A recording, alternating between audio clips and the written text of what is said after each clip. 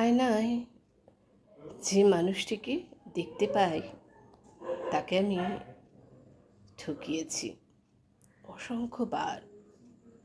জোর করে অন্যদের সিদ্ধান্ত চাপিয়ে দিয়েছি, মেনে নিতে বাধ্য করেছি, স্যাক্রিফাইস করতে বলেছি।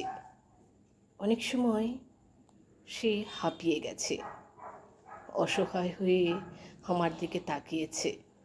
আমি বুঝিনি, তার কথা একবারও ভাবিনি, মেনে নেইনি। জগতের সমস্ত দুঃখ কষ্ট যেন সে সইতে পারে, এটাই ভেবে এসেছি। আয়নায় ভেসে ওঠা প্রতিচ্ছবির সাথে আমি অনেক অন্যায় করেছি। দিনের পর দিন অন্যদের জন্য তাকে ক্লান্ত করে তুলেছি, তাকে বিশ্রাম দিইনি, যত্ন নিইনি। তার শখ স্বপ্ন চাওয়া পাওয়া সব কিছু ধূলিসাৎ করে দিয়েছি। অন্যদের সুখের জন্য তার সুখগুলিকে উড়িয়ে দিয়েছি। খুব ভয় হয় এখন।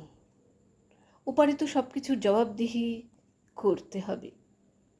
সে কি আমাকে ক্ষমা করবে, নাকি সবার আগে সেই আমাকে আটকে ফেলবে, চিৎকার করে বলবে, তুমি আমার সাথে জুলুম করেছো বারবার।